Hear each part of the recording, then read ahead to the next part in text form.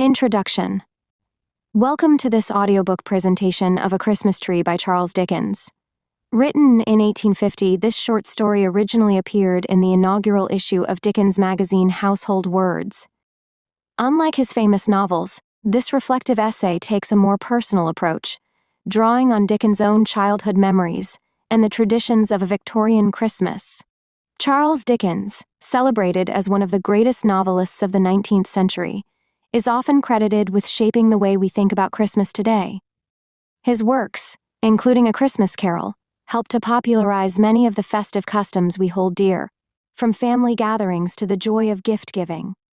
In A Christmas Tree, he turns his attention to the tree itself, a relatively new tradition in Victorian England, introduced by Queen Victoria and Prince Albert. This story is a tapestry of nostalgia, humor, and mystery, capturing the essence of Christmas as both a time of joy and reflection.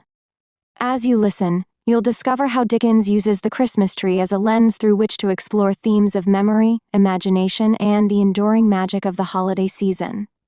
So, settle in and let Dickens guide you through this charming and timeless journey into the heart of Christmas. A Christmas Tree by Charles Dickens. I have been looking on this evening at a merry company of children assembled round that pretty German toy, a Christmas tree. The tree was planted in the middle of a great round table and towered high above their heads. It was brilliantly lighted by a multitude of little tapers, and everywhere sparkled and glittered with bright objects. There were rosy-cheeked dolls, hiding behind the green leaves, and there were real watches with movable hands at least, and an endless capacity of being wound up dangling from innumerable twigs. There were French polished tables, chairs, bedsteads, wardrobes, 8-day clocks, and various other articles of domestic furniture, wonderfully made in tin at Wolverhampton, perched among the boughs. As if in preparation for some fairy housekeeping, there were jolly, broad-faced little men, much more agreeable in appearance than many real men, and no wonder, for their heads took off, and showed them to be full of sugar plums. There were fiddles and drums, there were tambourines, books, work boxes, paint boxes, sweetmeat boxes, peep show boxes. Paint boxes, sweetmeat boxes, peep show boxes, and all kinds of boxes. There were trinkets for the elder girls, far brighter than any grown-up gold and jewels. There were baskets and pincushions and all devices. There were guns, swords, and banners. There were witches standing in enchanted rings of pasteboard.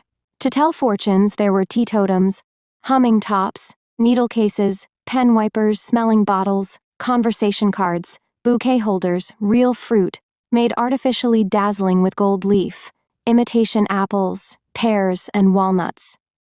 Crammed with surprises, in short, as pretty child before me delightedly whispered to another pretty child, her bosom friend, there was everything and more. This motley collection of odd objects, clustering on the tree like magic fruit, and flashing back the bright looks directed towards it from every side. Some of the diamond eyes admiring it were hardly on a level with the table, and a few were languishing in timid wonder on the bosoms of pretty mothers, aunts, and nurses, made a lively realization of the fancies of childhood. And set me thinking how all the trees that grow and all the things that come into existence on the earth have their wild adornments at that well-remembered time. Being now at home again, and alone, the only person in the house awake, my thoughts are drawn back, by a fascination which I do not care to resist, to my own childhood. I begin to consider, what do we all remember best upon the branches of the Christmas tree of our own young Christmas days, by which we climbed to real life? Straight, in the middle of the room, cramped in the freedom of its growth by no encircling walls, or soon-reached ceiling, a shadowy tree arises. And, looking up into the dreamy brightness of its top, for I observe in this tree the singular property that it appears to grow downward towards the earth, I look into my youngest Christmas recollections. All toys at first I find. Up yonder among the green holly and red berries is the tumbler with his hands in his pockets, who wouldn't lie down but whenever he was put upon the floor, persisted in rolling his fat body about, until he rolled himself still, and brought those lobster eyes of his to bear upon me, when I affected to laugh very much. But in my heart of hearts was extremely doubtful of him. Close beside him is that infernal snuff-box, out of which there sprang a demoniacal counselor in a black gown, with an obnoxious head of hair and a red cloth mouth, wide open, who was not to be endured on any terms, but could not be put away either, for he used suddenly, in a highly magnified state, to fly out of mammoth snuff-boxes in dreams, when least expected. Nor is the frog with cobbler's wax on his tail, far off, for there was no knowing where he wouldn't jump. And when he flew over the candle, and came upon one's hand with that spotted back red on a green ground, he was horrible. The cardboard lady in a blue silk skirt, who was stood up against the candlestick to dance, and whom I see on the same branch, was milder, and was beautiful. But I can't say as much for the larger cardboard man, who used to be hung against the wall and pulled by a string. There was a sinister expression in that nose of his, and when he got his legs round his neck, which he very often did, he was ghastly, and not a creature to be alone with. When did that dreadful mask first look at me? Who put it on, and why was I so frightened that the sight of it is an era in my life? It is not a hideous visage in itself, it is even meant to be droll. Why then were its stolid features so intolerable? Surely not because it hid the wearer's face. An apron would have done as much, and though I should have preferred even the apron away, it would not have been absolutely insupportable, like the mask. Was it the immovability of the mask? The doll's face was immovable, but I was not afraid of her. Perhaps that fixed and set change coming over a real face infused into my quickened heart some remote suggestion and dread of the universal change that is to come on every face and make it still? Nothing reconciled me to it. No drummers, from whom proceeded a melancholy chirping on the turning of a handle. No regiment of soldiers, with a mute band, taken out of a box, and fitted, one by one, upon a stiff and lazy little set of lazy tongs. No old woman, made of wires and a brown paper composition, cutting up a pie for 2 small children, could give me a permanent comfort for a long time. Nor was it any satisfaction to be shown the mask, and see that it was made of paper, or to have it locked up and be assured that no one wore it. The mere recollection of that fixed face, the mere knowledge of its existence anywhere, was sufficient to awake me in the night all perspiration and horror with, "Oh, I know it's coming!" Oh, the mask. I never wondered what the dear old donkey with the panniers, there he is, was made of then. His hide was real to the touch, I recollect. And the great black horse with the round red spots all over him, the horse that I could even get upon, I never wondered what had brought him to that strange condition, or thought that such a horse was not commonly seen at Newmarket.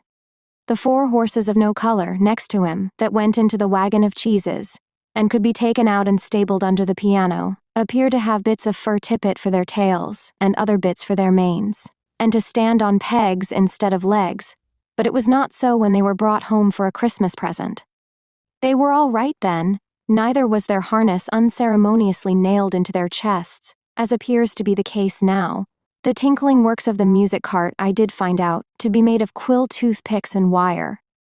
And I always thought that little tumbler in his shirt sleeves, perpetually swarming up one side of a wooden frame, and coming down, head foremost, on the other, rather a weak-minded person though good-natured, but the Jacob's ladder next him, made of little squares of red wood, that went flapping and clattering over one another, each developing a different picture, and the whole enlivened by small bells, was a mighty marvel and a great delight. Ah, the doll's house, of which I was not proprietor, but where I visited.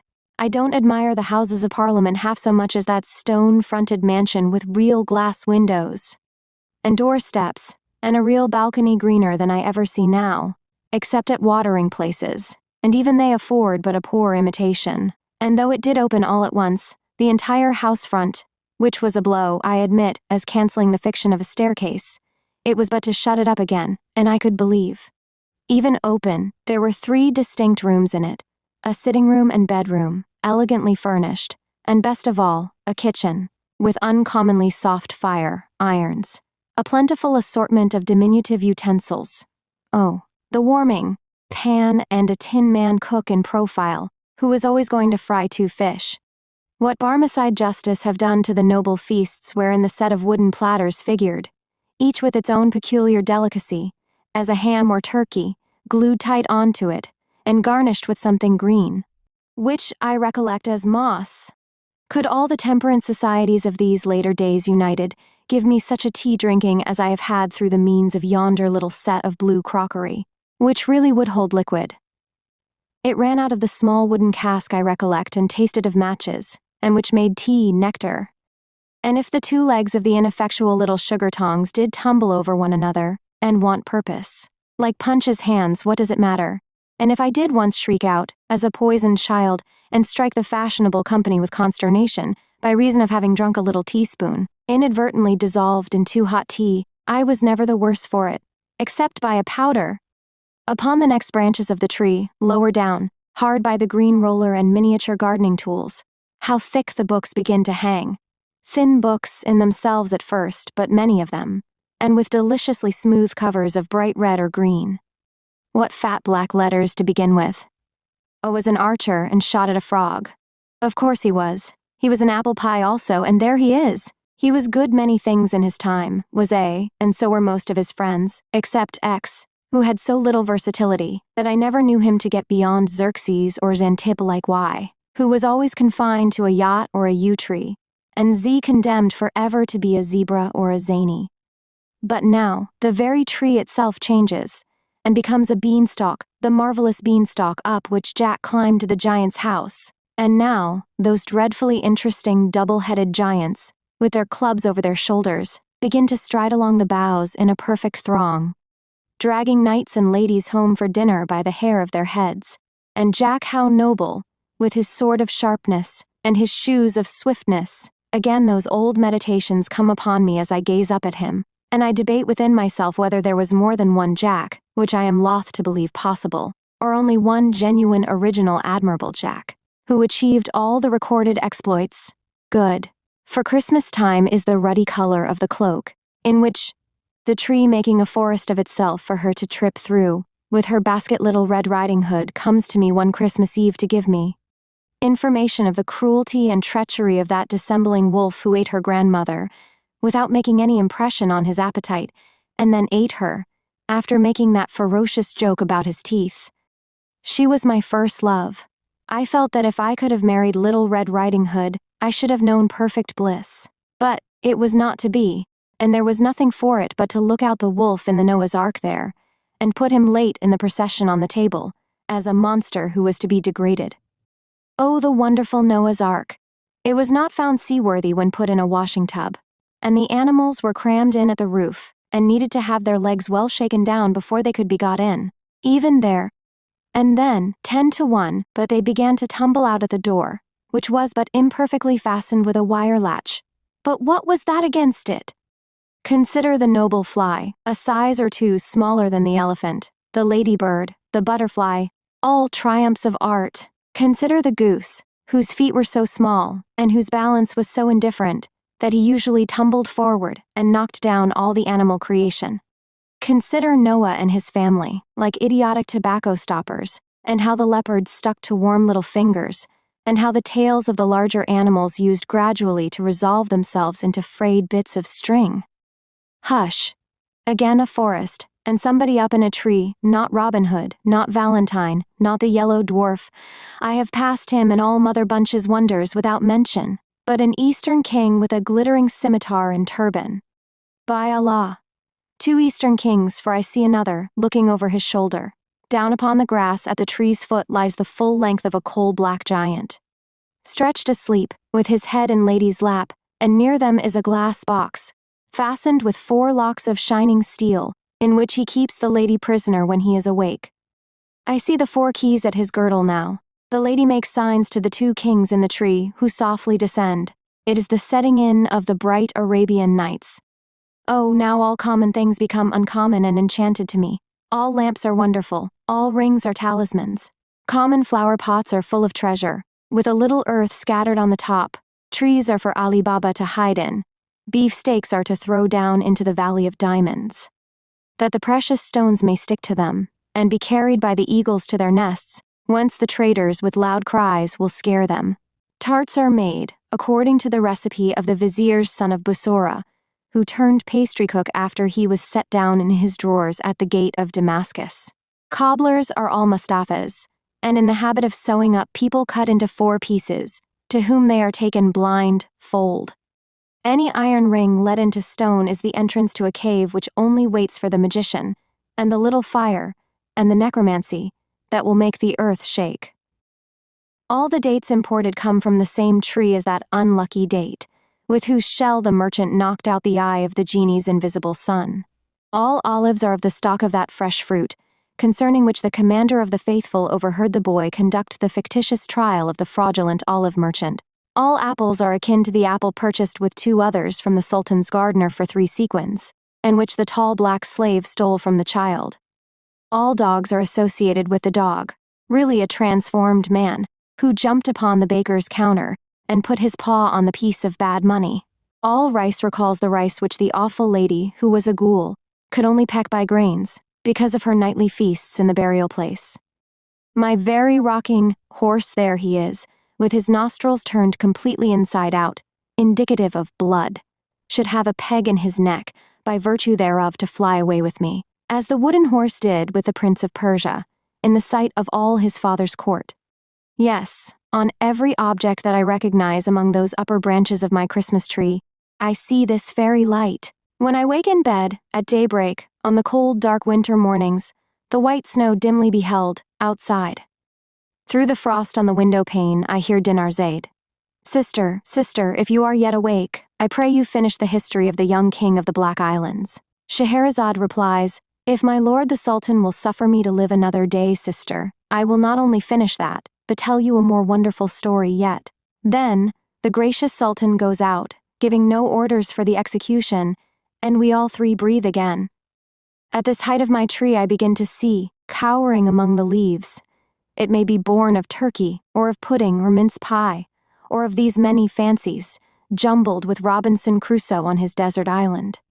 Philip Quarrel among the monkeys, Sandford and Merton with Mr. Barlow, Mother Bunch, and the mask, or it may be the result of indigestion, assisted by imagination and over-doctoring a prodigious nightmare. It is so exceedingly indistinct that I don't know why it's frightful, but I know it is. I can only make out that it is an immense array of shapeless things, which appear to be planted on a vast exaggeration of the lazy tongs that used to bear the toy soldiers, and to be slowly coming close to my eyes, and receding to an immeasurable distance. When it comes closest, it is worse. In connection with it, I descry remembrances of winter nights incredibly long, of being sent early to bed, as a punishment for some small offense, and waking in 2 hours, with a sensation of having been asleep 2 nights, of the laden hopelessness of morning ever dawning, and the oppression of a weight of remorse. And now, I see a wonderful row of little lights rise smoothly out of the ground, before a vast green curtain. Now a bell rings, a magic bell, which still sounds in my ears unlike all other bells in music plays, amidst a buzz of voices, and a fragrant smell of orange peel and oil. Anon, the magic bell commands the music to cease, and the great green curtain rolls itself up majestically, and the play begins. The devoted dog of Montargis avenges the death of his master, foully murdered in the forest of Bondi, and a humorous peasant with a red nose and a very little hat, whom I take from this hour forth to my bosom as a friend. I think he was a waiter or an hostler at a village inn, but many years have passed since he and I have met. Remarks that the sagacity of that dog is indeed surprising, and evermore this jocular conceit will live in my remembrance fresh and unfading, overtopping all possible jokes, unto the end of time. Or now, I learn with bitter tears how poor Jane Shore, dressed all in white, and with her brown hair hanging down, went starving through the streets, or how George Barnwell killed the worthiest uncle that ever man had, and was afterwards so sorry for it that he ought to have been let off. Comes swift to comfort me, the pantomime stupendous phenomenon, when clowns are shot from loaded mortars into the great chandelier bright constellation that it is, when harlequins, covered all over with scales of pure gold, twist and sparkle, like amazing fish. When Pantaloon, whom I deem it no irreverence to compare in my own mind to my grandfather, puts red-hot pokers in his pocket and cries, "Here's somebody coming," or taxes the clown with petty larceny by saying, "Now, I sawed you do it," when everything is capable, with the greatest ease, of being changed into anything, and nothing is, but thinking makes it so. Now, too, I perceive my first experience of the dreary sensation, often to return in after life, of being unable next day to get back to the dull, settled world, of wanting to live forever in the bright atmosphere I have quitted, of doting on the little fairy, with a wand like a celestial barber's pole, and pining for a fairy immortality along with her. Ah, she comes back, in many shapes, as my eye wanders down the branches of my Christmas tree, and goes as often, and has never yet stayed by me. Out of this delight springs the toy theater. There it is, with its familiar proscenium, and ladies in feathers, in the boxes, and all its attendant occupation with paste and glue, and gum, and watercolors, in the getting up of the miller and his men, and Elizabeth, or the exile of Siberia. In spite of few besetting accidents and failures, particularly an unreasonable disposition in the respectable Kelmar, and some others, to become faint in the legs and double up at exciting points of the drama. A teeming world of fancies so suggestive and all-embracing, that, far below it on my Christmas tree, I see dark, dirty, real theaters in the daytime, adorned with these associations as with the freshest garlands of the rarest flowers, and charming me yet. But hark! The waits are playing, and they break my childish sleep. What images do I associate with the Christmas music as I see them set forth on the Christmas tree? Known before all the others, keeping far apart from all the others, they gather round my little bed. An angel speaking to a group of shepherds in a field, some travelers with eyes uplifted, following a star, a baby in a manger, a child in a spacious temple, talking with grave men, a solemn figure with a mild and beautiful face, raising a dead girl by the hand, again, near a city gate, calling back the son of a widow, on his bier, to life, a crowd of people looking through the opened roof of a chamber where he sits, and letting down a sick person on a bed, with ropes, the same, in a tempest, walking on the water to a ship, again, on a seashore, teaching a great multitude, again, with a child upon his knee, and other children round, again, restoring sight to the blind, speech to the dumb, hearing to the deaf, health to the sick, strength to the lame, knowledge to the ignorant, again dying upon a cross, watched by armed soldiers, a thick darkness coming on, the earth beginning to shake, and only one voice heard, "Forgive them, for they know not what they do." Still, on the lower and maturer branches of the tree, Christmas associations cluster thick. School books shut up, Ovid and Virgil silenced, the Rule of Three, with its cool, impertinent inquiries, long disposed of. Terence and Plautus acted no more. In an arena of huddled desks and forms, all chipped and notched and inked.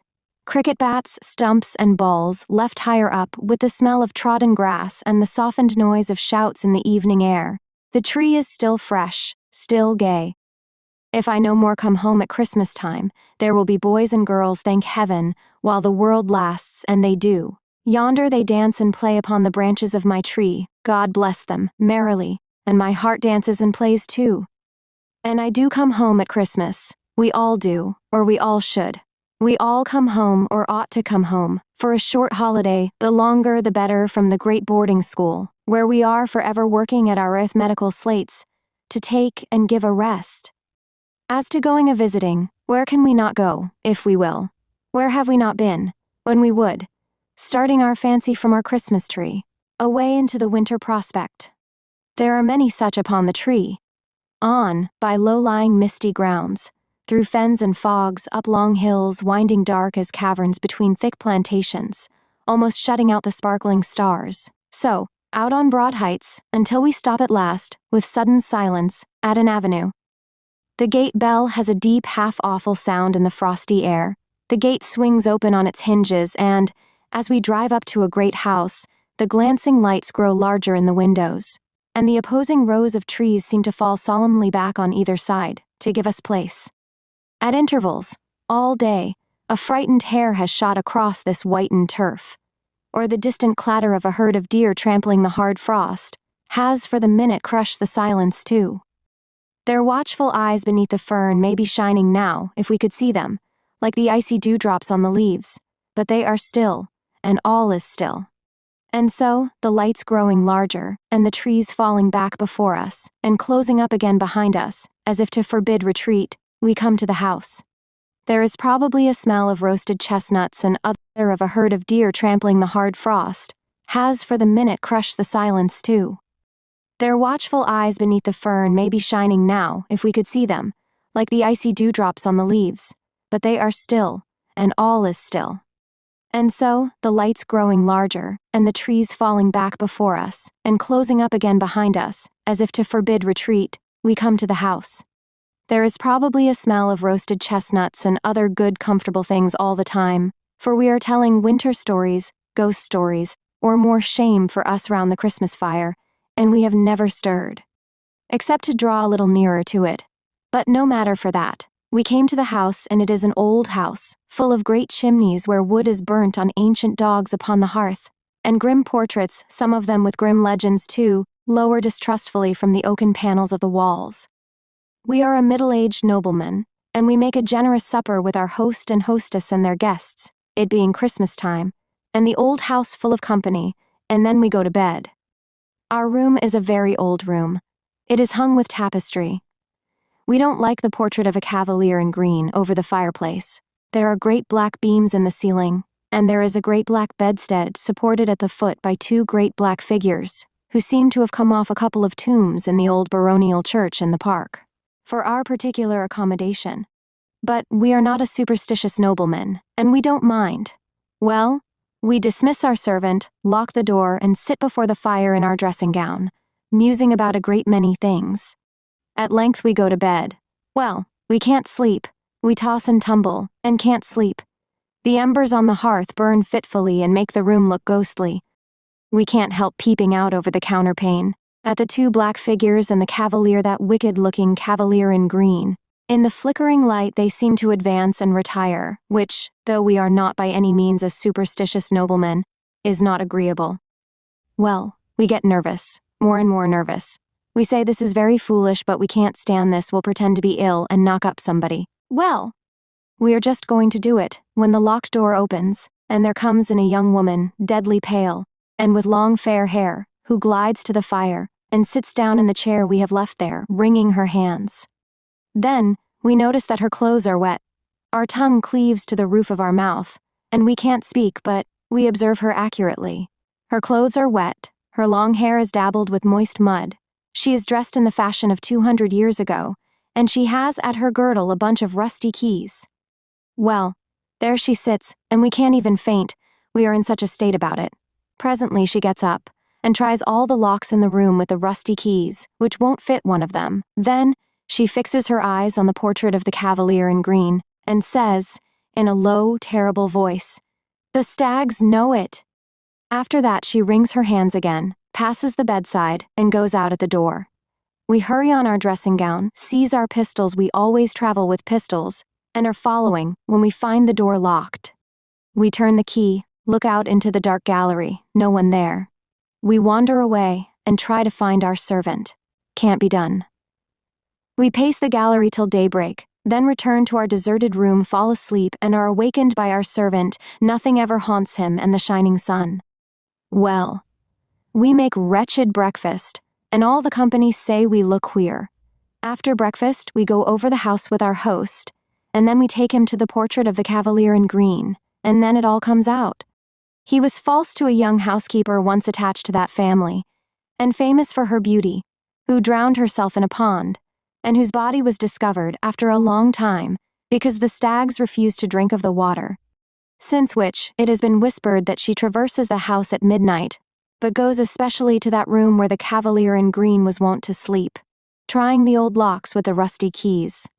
Well, we tell our host of what we have seen, and a shade comes over his features, and he begs it may be hushed up, and so it is.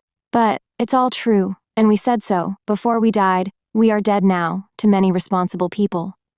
There is no end to the old houses, with resounding galleries, and dismal state bedchambers, and haunted wings shut up for many years, through which we may ramble, with an agreeable creeping up our back, and encounter any number of ghosts, but it is worthy of remark, perhaps reducible to a very few general types and classes, for ghosts have little originality and walk in a beaten track. Thus it comes to pass that certain room in a certain old hall, where a certain bad lord, baronet, knight, or gentleman shot himself, has certain planks in the floor from which the blood will not be taken out. You may scrape and scrape, as the present owner has done, or plane and plane, as his father did, or scrub and scrub, as his grandfather did, or burn and burn with strong acids, as his great-grandfather did. But there the blood will still be, no redder and no paler, no more and no less, always just the same. Thus in such another house there is a haunted door, that never will keep open, or another door that never will keep shut, or a haunted sound of a spinning wheel, or a hammer, or a footstep, or a cry, or a sigh, or a horse's tramp, or the rattling of a chain. Or else, there is a turret clock, which, at the midnight hour, strikes 13 when the head of the family is going to die, or a shadowy, immovable black carriage which at such a time is always seen by somebody, waiting near the great gates in the stable yard. Or thus, it came to pass how Lady Mary went to pay a visit at a large wild house in the Scottish Highlands, and, being fatigued with her long journey, retired to bed early. And innocently said next morning at the breakfast table, "How odd to have so late a party last night in this remote place and not to tell me of it before I went to bed." Then everyone asked Lady Mary what she meant. Then Lady Mary replied, "Why, all night long the carriages were driving round and round the terrace underneath my window." Then the owner of the house turned pale, and so did his lady. And Charles Macdoodle of Macdoodle signed to Lady Mary to say no more, and everyone was silent. After breakfast, Charles Macdoodle told Lady Mary that it was a tradition in the family, that those rumbling carriages on the terrace betokened death. And so it proved, for 2 months afterwards, the lady of the mansion died. And Lady Mary, who was a maid of honor at court, often told this story to the old Queen Charlotte, by this token that the old king always said, "Eh, what, ghosts, ghosts? No such thing, no such thing," and never left off saying so until he went to bed. Or, a friend of somebody's whom most of us know, when he was a young man at college, had a particular friend with whom he made the compact that, if it were possible for the spirit to return to this earth after its separation from the body, he of the twain who first died should reappear to the other. In course of time, this compact was forgotten by our friend, the two young men having progressed in life, and taken diverging paths that were wide asunder. But one night, many years afterwards, our friend being in the north of England, and staying for the night in an inn, on the Yorkshire moors, happened to look out of bed, and there, in the moonlight, leaning on a bureau near the window, steadfastly regarding him, saw his old college friend. The appearance being solemnly addressed, replied, in a kind of whisper, but very audibly, "Do not come near me. I am dead. I am here to redeem my promise. I come from another world, but may not disclose its secrets." Then the whole form becoming paler, melted, as it were, into the moonlight, and faded away. Or, there was the daughter of the first occupier of the picturesque Elizabethan house, so famous in our neighborhood. You have heard about her? No. Why, she went out one summer evening at twilight, when she was a beautiful girl, just 17 years of age, to gather flowers in the garden, and presently came running, terrified, into the hall to her father, saying, "Oh, dear father, I have met myself." He took her in his arms and told her it was fancy, but she said, "Oh, no! I met myself in the broad walk, and I was pale and gathering withered flowers, and I turned my head and held them up, and that night she died, and a picture of her story was begun, though never finished, and they say it is somewhere in the house to this day, with its face to the wall." Or, the uncle of my brother's wife was riding home on horseback, one mellow evening at sunset, when, in a green lane close to his own house, he saw a man standing before him, in the very center of a narrow way. "Why does that man in the cloak stand there?" he thought. "Does he want me to ride over him?" But the figure never moved. He felt a strange sensation at seeing it so still, but slackened his trot and rode forward. When he was so close to it, as almost to touch it with his stirrup, his horse shied, and the figure glided up the bank, in a curious, unearthly manner, backward, and without seeming to use its feet, and was gone. The uncle of my brother's wife, exclaiming, "Good heaven, it's my cousin Harry from Bombay!" put spurs to his horse, which was suddenly in a profuse sweat, and wondering at such strange behavior, dashed round to the front of his house. There, he saw the same figure, just passing in at the long French window of the drawing-room, opening on the ground. He threw his bridle to a servant, and hastened in after it. His sister was sitting there, alone. "Alice, where's my cousin Harry?" "Your cousin Harry, John?" "Yes, from Bombay. I met him in the lane just now, and saw him enter here, this instant." Not a creature had been seen by anyone, and in that hour and minute, as it afterwards appeared, this cousin died in India. Or it was certain sensible old maiden lady, who died at 99, and retained her faculties to the last, who really did see the orphan boy. A story which has often been incorrectly told, but of which the real truth is this. Because it is, in fact, a story belonging to our family, and she was a connection of our family.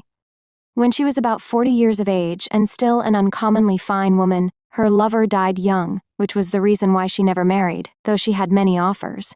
She went to stay at a place in Kent, which her brother, an Indian merchant, had newly bought. There was a story that this place had once been held in trust by the guardian of a young boy, who was himself the next heir, and who killed the young boy by harsh and cruel treatment. She knew nothing of that. It has been said that there was a cage in her bedroom in which the guardian used to put the boy. There was no such thing. There was only a closet. She went to bed, made no alarm whatever in the night, and in the morning said composedly to her maid when she came in, "Who is the pretty forlorn-looking child who has been peeping out of that closet all night?" The maid replied by giving a loud scream and instantly decamping. She was surprised, but she was a woman of remarkable strength of mind, and she dressed herself and went downstairs and closeted herself with her brother. "Now, Walter," she said, "I have been disturbed all night by a pretty, forlorn-looking boy, who has been constantly peeping out of that closet in my room, which I can't open. This is some trick." "I am afraid not, Charlotte," said he, "for it is the legend of the house. It is the orphan boy. What did he do?" "He opened the door softly," said she, "and peeped out. Sometimes he came a step or two into the room. Then I called to him to encourage him, and he shrunk and shuddered and crept in again and shut the door. The closet has no communication, Charlotte," said her brother, "with any other part of the house, and it's nailed up." This was undeniably true, and it took 2 carpenters a whole forenoon to get it open, for examination. Then she was satisfied that she had seen the orphan boy. But the wild and terrible part of the story is that he was also seen by 3 of her brother's sons, in succession, who all died young. On the occasion of each child being taken ill, he came home in a heat, 12 hours before, and said, "Oh, Mamma," he had been playing under a particular oak tree, in a certain meadow, with a strange boy, a pretty, forlorn-looking boy, who was very timid, and made signs. From fatal experience the parents came to know that this was the orphan boy, and that the course of that child whom he chose for his little playmate was surely run. Legion is the name of the German castles, where we sit up alone to wait for the spectre, where we are shown into a room, made comparatively cheerful for our reception, where we glance round at the shadows, thrown on the blank walls by the crackling fire, where we feel very lonely. When the village innkeeper and his pretty daughter have retired, after laying down a fresh store of wood upon the hearth, and setting forth on the small table such supper cheer as a cold roast capon, bread, grapes, and a flask of old Rhine wine, where the reverberating doors close on their retreat, one after another, like so many peals of sullen thunder, and where, about the small hours of the night, we come into the knowledge of divers supernatural mysteries. Legion is the name of the haunted German students, in whose society we draw yet nearer to the fire, while the schoolboy in the corner opens his eyes wide and round, and flies off the footstool he has chosen for his seat, when the door accidentally blows open. Vast is the crop of such fruit, shining on our Christmas tree, in blossom, almost at the very top, ripening all down the boughs. Among the later toys and fancies hanging there, as idle often and less pure be the images once associated with the sweet old waits, the softened music in the night, ever unalterable. Encircled by the social thoughts of Christmas time, still let the benignant figure of my childhood stand unchanged. In every cheerful image and suggestion that the season brings, may the bright star that rested above the poor roof be the star of all the Christian world. A moment's pause, O vanishing tree, of which the lower boughs are dark to me as yet, and let me look once more. I know there are blank spaces on thy branches, where eyes that I have loved have shone and smiled, from which they are departed. But, far above, I see the razor of the dead girl, and the widow's son, and God is good. If age be hiding for me in the unseen portion of thy downward growth, oh may I, with a grey head, turn a child's heart to that figure yet, and a child's trustfulness and confidence. Now the tree is decorated with bright merriment, and song, and dance, and cheerfulness, and they are welcome. Innocent and welcome be they ever held, beneath the branches of the Christmas tree, which cast no gloomy shadow. But, as it sinks into the ground, I hear a whisper going through the leaves. This in commemoration of the law of love and kindness, mercy and compassion. This in remembrance of me. The end.